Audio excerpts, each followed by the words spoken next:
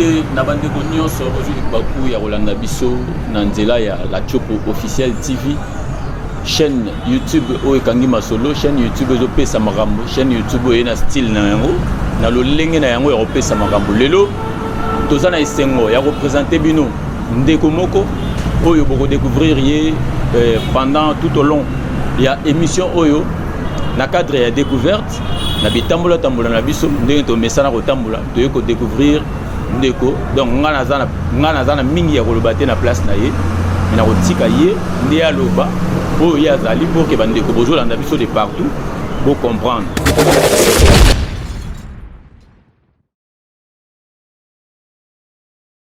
Sans plus tarder, na pesi maloba na ndeko na ngai. Bonjour. Bonjour. Ceux qui te voyaient ba kombonani ezanani osala nini oloba mama makasi pour ndeko. Kombo na ngai ezali Mwalim Yunus. Donc aza Mwalim Yunus nasala presque makambo ebele. Atretaka façon nyonso oyo ya esprit oyo dérangeaka bato oyo maltraitaka bato na bandako na façon de vie ba problème financier donc presque nyonso oyo etali magie donc natretaka naza musulman donc na Mwalim natangi c'est pourquoi natretaka tout cela. Mwalim Yunus, d'abord expliquez-nous un bateau dans biso. Mwalim elinga koloba nini? Mwalim cela veut dire molakisi. Pesa na monoko nini? Mwalimu eza na aki arabe. Okay. Mais barab tant bayaki na mboka ya bashwaili na Tanzanie nde batangisaka ba Tanzanien Swahili. Okay. C'est pourquoi babengaka bashwaili balobaka mwalimu cela veut dire molakisi. Okay. Donc na arabe elakisi mwalimu na lingala elakisi molakisi. Okay. Ouais, cela veut dire maître. Alors mwalimu yo lobi ozali en d'autres termes, ouais. Problème spirituel. Mais comment yo voyez problème spirituel? Yo détecter d'abord spirituel pour détecter. Donc on va détecter spirituellement tant on a soumettre problème et pas nangai. Tant on a un problème na situation na yemo songolo, ni na voyer ba ko sala checking, to na façon auto sala checking. To ko tsaka demande, tant on demande et bimi après on est aux résultats on est façon de retraiter les situations nini et uteli wapi et bandi wapi et ezokende wapi dans le lobby au côté sa demande on faire allusion à nini parce que yé pas na yo yenda ko côté sa demande ouais que na un problème songolo alors yo ce ko lobby au côté sa demande le bandi barala dans yé a côté sa demande et pas nanga yé a lobby et pas nanga so ngai na travailler celte na zana ba esprit on a travaillé na ba comme ba être être basé na mukilité cela veut dire avant qu'on sa demande et pas na bango tout ça là transfert moko boy to koti eloko bango bazong si réponse après to bani musala donc musala to sala eza à travers na bango ngai na za représentant na bango ngai na sala ko musala à travers bango donc ba monde bazo diriger yo na spiritualité bazo diriger na spiritualité c'est ça entre autres misala ni so go détailler yango malembe faut que bato bazo na bango misala ezebele bato basufra na mari de nuit femme de nuit nanda ko wakuta na ba esprit impur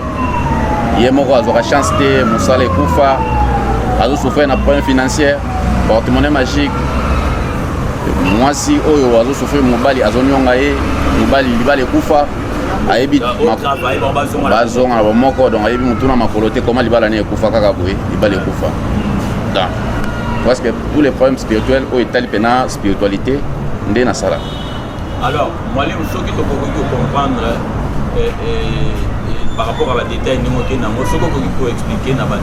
d'abord affaire à mari de nuit traiter bon, mari de nuit souvent est bandakana na ba rêve. OK. Ozola na butu, o se sentir ko coucher na mobali. O la mwana tongo boy mobali azati. Tout compte na bana mibali. O la na butu, ozo coucher na mwana mwasi. Mais au lamour na tombe va perdre c'est blanche et bien là maintenant on a nzela na yo ekomi bloqué aux autres tambola aux autres aux bunda de façon et d'autres pour aux quelque chose aux autres sous cela veut dire porte non c'est comme bloqué donc c'est pourquoi et pour voir biso que moto azana mari de nuit après toi et bango plus et pas na donc cela veut dire faut ça la checking autolobie demande ya au côté ça koyeb esprit dans la biso moto au problème na eza boye boye ndi akoya ko lembo la biso nyonso na esika euta na source nango. Oui, yo tant traité moto. Après avoir retraité, au PCS koyo na source place makapane kutaki. Pour l'accès na source esika makambo et utaki na débit ya makambo esika bandaki. Mais ya monde pe zo kabola ba famille lelo. Parce que ceux qui yo yebisi moto net vérité bongo et que moto wana pe azana maîtrise directement qui na ndako na bango qui a créé des autres no comme ta sala ngapé comme ta sala ngapé. De monique ba problème c'est yebe makasi lelo na boka na biso. C'est pourquoi biso to évitaka dossier wana et ya pourquoi soki olobi na mutu ke kombo ya mutu ezaki ngandi ndi mutu asali yo boye kokende e créer bitumba tango ekoma na l'état ekoma la citation mosusu ba benga ngai il faut na koma donc cela veut dire soki ekomi ya ko prouver l'état andimaka kisité andima pe kindokité donc cela veut dire oloba na mutu kombo ya mutu te mais expliquer étape ya eloko oyo euti eza na kati ya nzoto na ye eutaki kote nini eyaki kote nini mais kotangele kombo ya mutu te to famille na ye te po opanza bango te donc cela veut dire okoloba na ye pe osalisi ye abiki na eloko ye aza nango souci ye aza na posa ya koyeba bato wana te mais ye aza na posa abika mais en réalité il faut yebise source mais olakise mutu oyo asali biloko wana te po ekocreye baatiraillement mais source wana par exemple so babi source wana eza songolo c'est que songolo wana ntango otangi deja kombo na ye ekopousse ye mpe kaka fashi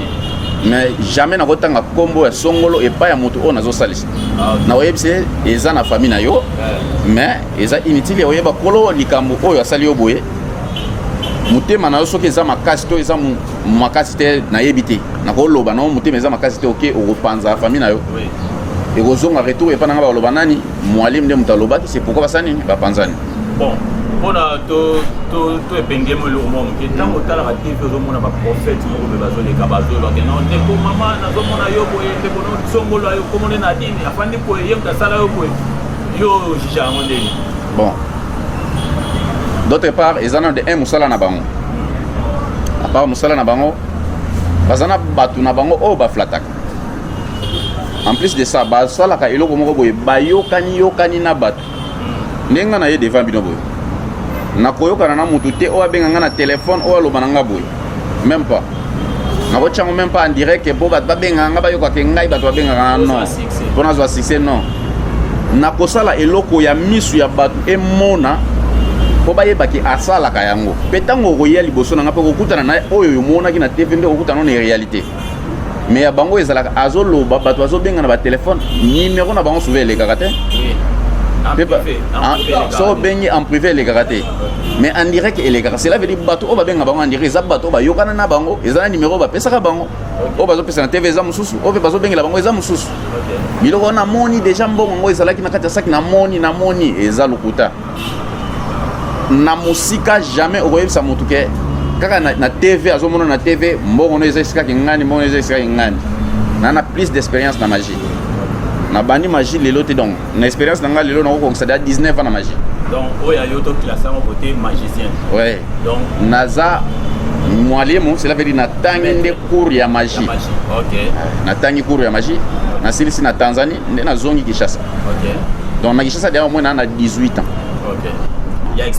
expérience ya mosala nanga alors mwalimu tosolana par rapport à makambo ya libala wana mpenza moko ya baproblème basi ebele lelo bazosouffrir mibali lelo ebele lelo bazosouffrir mpona badifficulté ya ndenge na ndenge bakutana na kati ya mabala alors côté ya makambo ya libala wana yo soki oyo otretaka yango ndenge nini par exemple songolo na pakala babebani oyo mpe nazwi décision ke oyo na vi na ngai sote oyo mpe na vi na ngai sote mais yo osala effort ke bazonga bakoma moko osala ngo ndenge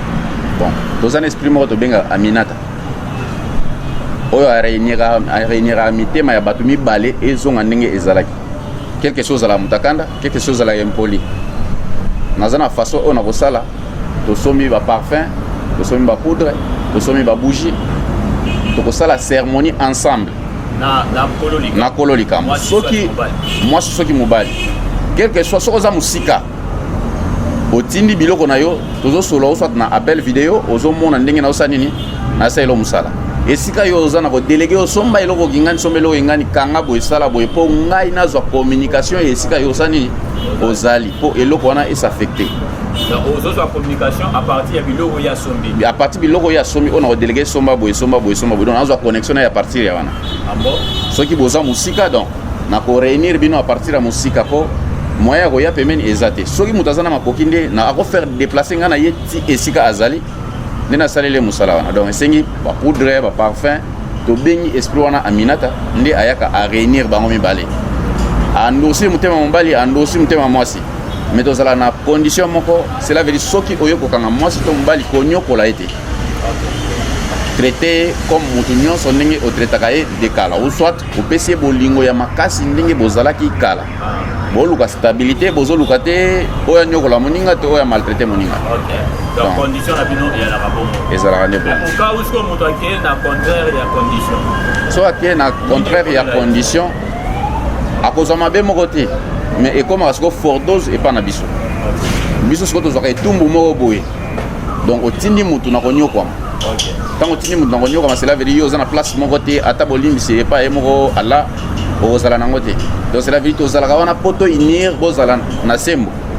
mais n'est pas que yo oyo bana konyokola moninga donc so yo onyokola moninga etumbu wana ezongi epa na ngai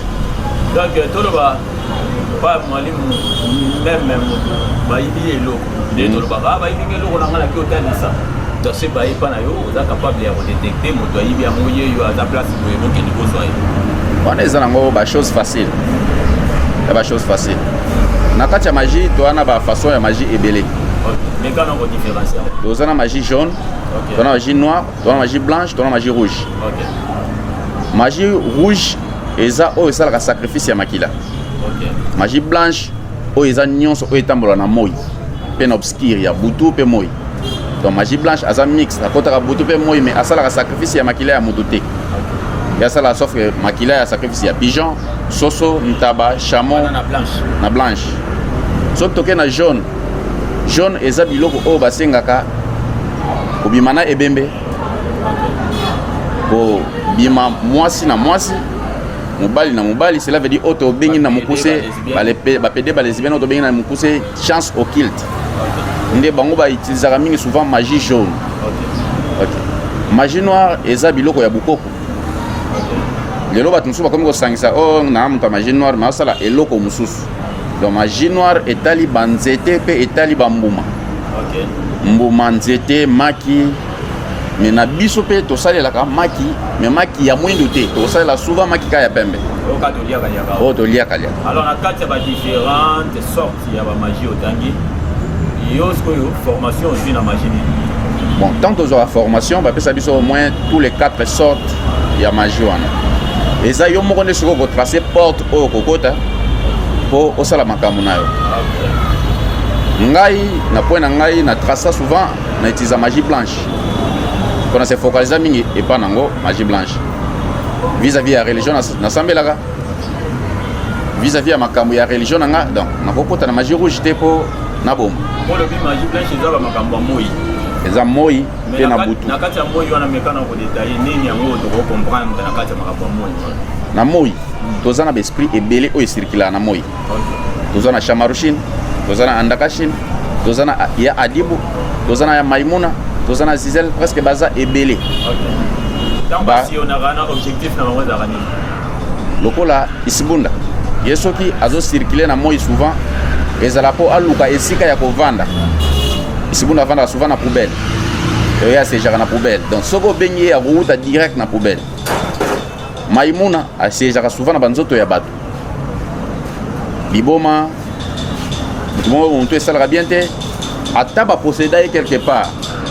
mais ye akoya susu asafile na nzoto na ye akoti alukaka esika avanda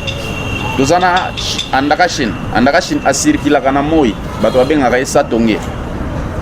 abo mwana babanda oloba satonge lisu moko likolo moko liboko moko donc cela veut dire andakashine ye atambolaka soki atali esika azokoma nde esika azokwela azalaka na likolo moko liboko moko lisu moko mpona na boye bamonanaka te batambolaka souvent 15h 12h 9h 6h 4h 18h 21h au moins 21h30 wana nde bakati kotambola bango nyonso kotambola na bango mpe basala bato mabe te basirkilaka mpo ndenge biso tozosirkile ndenge bango mpe basirkile bazokeluka bamaître oyo baza na kapasité ya koyoka ye mpe ya kosolola na ye akoya kosoumettre baproblème mpo ye azwa mpe façon de vivre na ye mpo depuis nzambe atya bango na baplanète bazalaka na mosala te oyo basala na baplanète mayele na bango eza po ba servir biso na mokili donc soki obengi ye nde aye mais aza visibilité boye to aza visibilité boye po omona ye donc so lingo mona ye eza par rapport ya ba acte na ye soki olingo mona au moins tokende na terrain vide lokola na cimetière eza vide bandako ya bato eza te po esprit moko te apesaka bakilo esprit nyonso apesaka tonne le fait que azopese tonne okiti esika bato baza te so okiti esika bato baza bandako ya bato kobukana baprince kobukana moko azopese tonne donc bango bapesaka moke te soki ozokoti na nzoto ya moto tolongolaka batonne te mais todiminiaka puissance na ye okoti na nzoto ya moto po ase maîtriser so oza makasi te ekokondisa yo ekochanso vie na yo ebebi ekodétruire yo presque vie mais po esala bamakambo wana nyonso te tozala na bafaçon totielaka bango baclé ntango akiti na nzoto ya moto apese moke naza capable ya kolongola l'esprit awa natindi ye na nzoto nalongoli na nzoto natindi ye awa na déplace ye kende esika kingandi donc nazotinda ye comme ye nde travailleur na ngai kende esika kingandi sala eloko kingandi kende esika kingandi donc aza mwana ya mosala na ngai ngande chef na ye natindaka ye botina otinda ye nazoservir ye biloko ye aza nango posa donc soki na servir ye c'est tout ye azotindama na oyo nga na yango posa ye azoservir oyo nga naza nango posa parce que ezalaka punition moko nzambe apesaka bango po bakoka koregistre te na kovanda na mokili amarche comme motu sauf que eloko oyo etambola na mokili lokola moto ezalaka aminata po abimaka na mai atamboli na mokili lokola mwana mwasi tout comme mpe mwana mobali bon eza na parmi bato na biso mpe baza na mokili awa balingaka ye babimaka na ye mpe ayaka oyelo na physiquement boye ayelo mwasi azwi elongi ya mwana mwasi oyo peut-être osepelaka ne makasi ou soit azwi elongi ne moko aye nango me ya kitoko makasi yo mpe yoso ndongo eza na ntango yo omoni neti mwasi mwa kitoko aongala mais peut-être eza esprit nde incarné yo oza capable ya kodétecte koyebaka oyo eza nango aminate bon soki ye moko aporta yango nakomona soki ekota ye mpe nakomona mais soki ekota ye yango moko nakoloba na ye te po soki nalobi na ye akoloba bamwalimi baleki ebele na Kinshasa toza ebele ezala bamosusu basala bamakambo mosusu oyo eza dine te bamosusu bakomi baprophète akutana na moto na nzela apesa prophétie donc nga nakosala yango te parce que natebisa moto na nzela bana apesa prophétie te loba ye moko aluka nga ne pas ke ngai nakeluka ye mais arrivera mpe ozotambola na nzela okoteta mosusu moteko moko boye omonaka nde exprime emoni omoni oyo aza na baataki baoluka ye soki aza na baataki wana nde nakoya na ede ye nakoya wana oyebise ndeko oza na problème boye boye boye boye me nasengi yo mbongo te nazo ede yo na situation oza nango okende nzela o te kende nzela o mpona yeba façon nini nakokontrole yo mpona ede yo nakobengo mpe te oya na ndako nanga napesa mpe nimero nanga te sera veli na ede yo kaka yo okenga na kei soki nakuti mutu bakangi ye soit na ndoki alingi aboma ye to alingi esala boye soki nakutani na ndoki wana na nzela sera veli nakolibere mutu wana so entre bino bamwalimu na bandoki banani baleki banani na force spirituelle biso toleki ndoki na spiritualité makasi mpe na mosika mpo ndoki abwa kaka abwakeli mutu maladi akoti mutu maladi makoka kolongola te me nga nazoya nazolongola yango nga naza na droit napesi mutu nalakisi mutu zwa eloko na eloko sangisa boye ekomiki ndoki me ndoki ana kapasité ya kolakisa mutu kesala eloko osala eloko ekoma magie akoti kosala yango ata mokolo moko te aza na kapasité ya kopumbwa na butu atambola me nga na kapasité ya kokweyisa ye mpe nakanga ye peso nakangi ye na bimisi ntina miso ya bato me ye aza na mokolo moko te kokangaka ngai ana mokolo moko te kointerkalaka ngai donc ata naza na kidiba kosala ngai eloko te akobanga mpo esprit oyo nzambe akeli soki azobanga nga ebongo ye moto ya mokili donc aza na kapasité moko te oyo akosala liboso na ngai mwalimu en tant que jeune oka omona couleur d'origine opakolaka ko mafuta te mais ozwi otasi wana ya okende otanga magie ntango okendeki mpo otanga yango est ce que baparent baautorisaka yo basilikelaka yo eleka no nde bon ezalaki histoire moko eza mpe molai nazalaki moke makasi na bando otanga na mission moko kinzambi eza juste kota kikwiti na bando fréquente souvent basango et faire au vana basango et faire au laxanga ba spectacle tout le temps tout moment ba ko laxo zo tumba ko mela bo zo tumba ko meli bo mina nzela ba basi ba ko Holanda oh sko babiloko wana nde ekotaka ngai OK et comment dire ba niveau na yibi elamba et pas na biso na pesi sango po ala kisanga kaka eloko asalela nga jour wana o kabeli elamba na kabeli elamba vis-à-vis ya biloko wana ba papa na ba koma ko menacer po ba kalenga ina kata banzela wana mais moi ba longola na école wana na bano tanga ezati po ezaki bien éduqué donc eza mission moko boye kuna okoyeba makambo mabete sauf que onga na yeba et pas basango donc yo zaki roi moi la moko averti averti ya basango donc wa petit moko boye pire ya basango tane ko lungwa kinzambi na yeko zonga papa ba moni que non soki na zongi kinzambi cela veut dire na obeba kaka comment est-ce que papa va constater que yo zo beba bona comment au sala on doit changer comportement changer tena bano sala souvent ba spectacle OK na koya na kuti bato ba beta vache ngana yena kitunga na ngana kitisi na bandi kolia bango mbongo nyonso tie aussi la bakomi kokimanga oh na mwana mukebe na lu robimana mikolo ya basi ba jeune fille mi kokola donc na ko bendo mbongo telemi na bendo mbongo na olimusa mutuzemi otelemi bwe na limuso zemi donc asala ngo sans ko banga na nzela bato nyonso baleka le fait que na komo ko sala ngo trop ba parana na moni que non oyo mwana komo ko kende déjà na mabe mais bango ba ibaki onde bato bazo pesa ba rapport mwana na bino asali boye mwana na bino asali boye mwana na bino abundaki na motu boye mwana na bino azokisi motu boye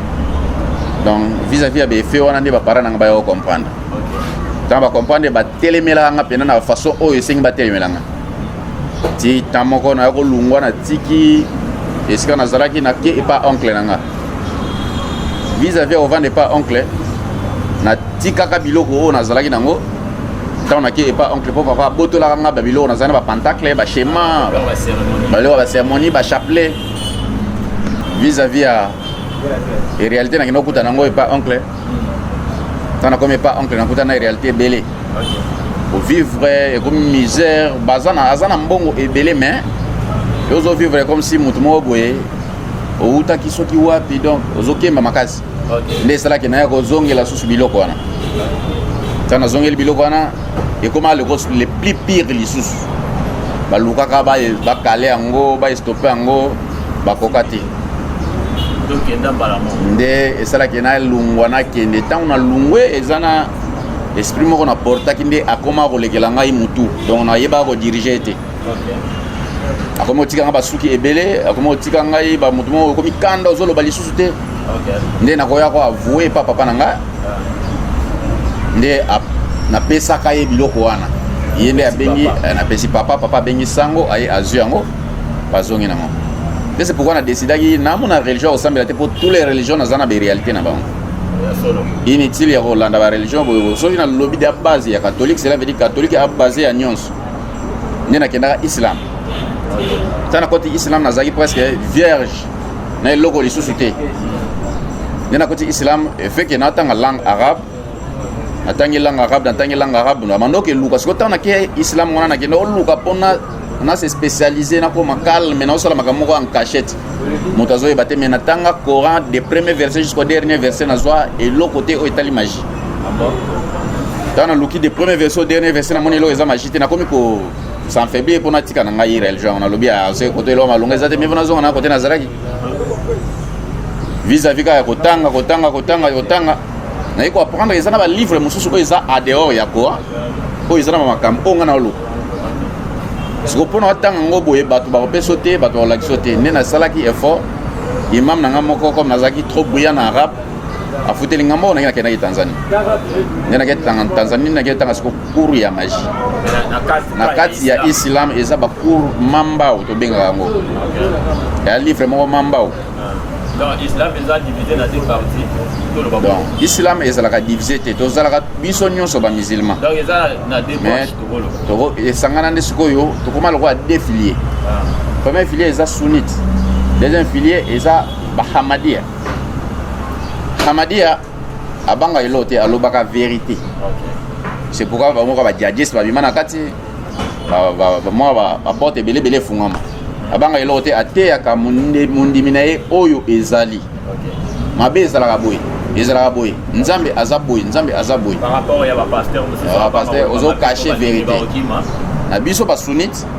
balobaka na biso vérité oyo nyonso ezali mais bakolakisa te ke ezwa boye mpo osala boye ekoma boye biso moko nde tokenda koluka mpe tozoke découvrir le fait ke odécouvrir lokola nga nakende otangela yango c'est pourquoi na découvrir yango na découvrir balivre na découvrir baesprit nakomi kosola na baesprit nakomi annexe par baesprit c'est pourquoi nayebaka nyonso wana ntango nayebi nde esalaki nakoma oyo naza lelo eloko obetaki wana bino makambo ya bazemi basolongola soki bazemi banini kilo mwa bongo tolingai tolikango mais torécupérant nano esalama ndeni ya bino yo mwasi ya bato na zemi na ye mais yo oprendre contrôle ya zemi ya mwasi ya bato lokola na moya lelo ekoma sikoyo nakozwa passage wana soki mutu aakorde ngai naza na posa zemi elungo to elimu ye moko kolo nzoto alobi na nga mobali na ye me kala na bando salela yango sentiment natalaka natambola na bamaster babenganga maître nakomi na nzela esi ona olimwisa zemi oyo olimwisa zemi ndenge nini longba okolimwisa te biloko mosu osala me oyo kokoka te nakosala yango pressement mpo bamona kaka ke nalimwisi zemi natikeli yo mpena libumu pu okokita obandi koganga okimi mbango soko biloko wana ekoma kolekana mpe tro namona ye non ela makile obimi sur place donc namona yango lokola comme si naarendre bato mosusu mabe moto pour que yo longa ye na facilité il faut aza nde tolobaka ngala aza motakala aza ni na bonzambe ni na protection songolo nde ozwi ye mais soko aza protégé na nzambe na ye je ne pense pas que yo retouché bon wana eza makanisi ya bato wana eza selo makanisi ya bato poso tie ngai na moto nzambe akeli esprit aza eloko nzambe akeli ntango nzambe akeli esprit cela veut dire esprit oyo imagine nano ntango esprit awuti likolo esprit azalaki ange alongwe ange batindi ye service aye na mokili aye kokutana na bana basi ni baséduire ye esprit akwei abimi na bango baboti bana bakomi kosala mokili bazalaki milai bagoliate bango wana bomona bango bazalaki milai nzambe atalike soki natiki race oyo na mokili cela veut dire mokili osala nini ekobeba mayele oyo baza nango bakotransmettre yango na bato nde alongola bango na planète terre atindi bango na planète Vénus bamosusu atindi bango na Uranus apandi bango atindi chaque bataillon na kwe na bango donc babataillon atindi na bakwe na bango chaque bato bana mosala oyo bango basala nini bayebi spécialité na bango eza na eloko songolo ntango aza na spécialité na eloko songolo cela veut dire oyo bakotinda ye nde akosala moto nyonso aza na droit ya kozwa yango te eza nde biso bachercheur nde tokende tosali recherche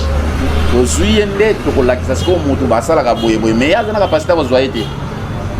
c'est pourquoi mona bato mosusu lelo ao azwaki esprit boye ko akomi liboma donc ezalaka sous contrôle ya moto esoki moto akomi liboma sous contrôle ya moto ezala mpe na biloko mosusu ezaki moto peut-être aye oconsulte bino moto yo dévoile bien eza magie moto aye peut-être abongisaki eloko aye akota chez yo po adécouvrir nani asui eloko ne obe nani asali mabe mais yo otali olobi te yo makila na yo ezopermettre yo te okotaka bana biso c'est pourquoi naexplikaki yo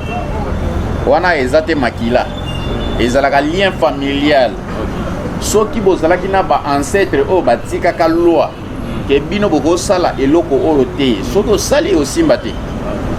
mais toza na façon mosusu mpo tokóma koviole territoire nazwi nkombo na yo na calcule nayebi na planète na yo na esika esprit na yo evandaka na esika makanisi na oyo elalaka nde nakoyeba façon na kotake oyo nyonso esengi natake donc moto oyo aza na makila makasi aza te biso nyonso aza na makila ya rouge so bwaki ayo na se omona ekangama esalaka boule donc makila oyo ya grave eza te oyo bato balobaka nalingi naboma motu makila ni ya makasi wana ya badistraction bandeko ozolanda biso na la Chopo Officiel TV toyebisaki bino na kati ya découverte okomona makambo ya ndenge na ndenge je pense que tozokoévolue na ndeko na biso mwalimu oyo azomeka kodécortique moke pièce moko na moko donc pièce contre pièce na makambo etali spiritualité pour que to comprendre oyo toyebaki te alors tozotika mwalimu pendant quelques poussières de minutes pour à l'acceptation pour tout à le bébé mais tout le monde a fait démonstration de quoi il est capable ah ils ont marabouillé que non na TV pour benganga mais na pousse numéro on est catété ils ont live voilà mouillé ah ça va démonstration pour monde maintenant de quoi il est capable alors combo quoi.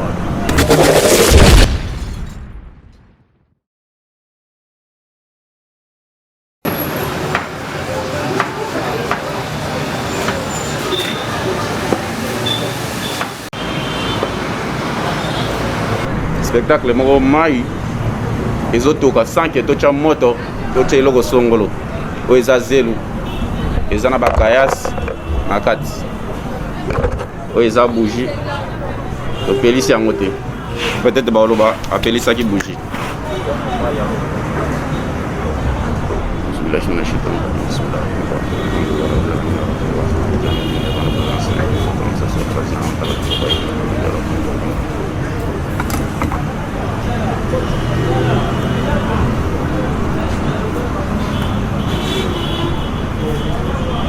otala ndenge mai ezotoka yango moko sake totya ampoule totya eloko totya nini na kati mai ezotoka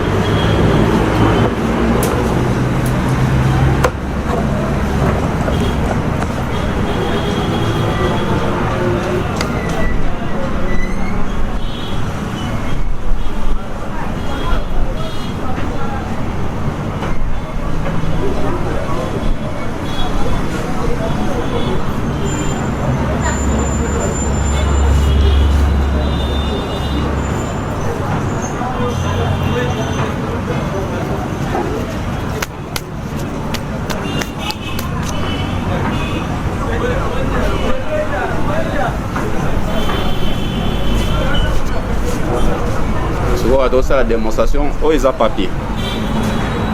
tana aloba bozomona yango tokati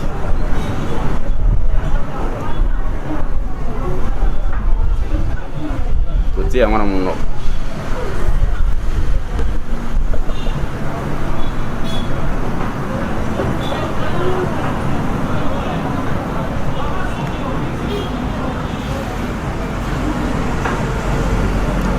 maboko na nga eza ya pembe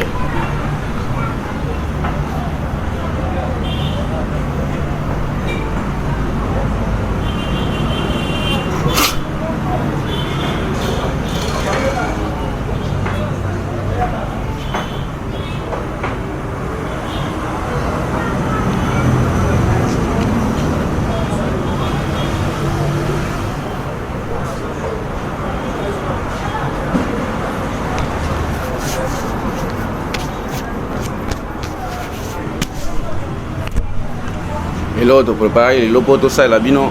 et ça la juste quelques spectacles on a yoki batebele batuni la kisabiso ki mwalim na yo ba événement minene za ba makamba minene ezali so ito kudani prochaine occasion ba mona ba makamba minene o azala na posa komona aya mona ngo fara peto kuta na komona yango donc j'espère o dozaki ngo loba yango bamizima bisika nyonso bazali assalamu alaikum wa rahmatullahi ta'ala wa barakatuh o mala na bino ye bamususu bayebi o bayebi to bayebi te c'est ça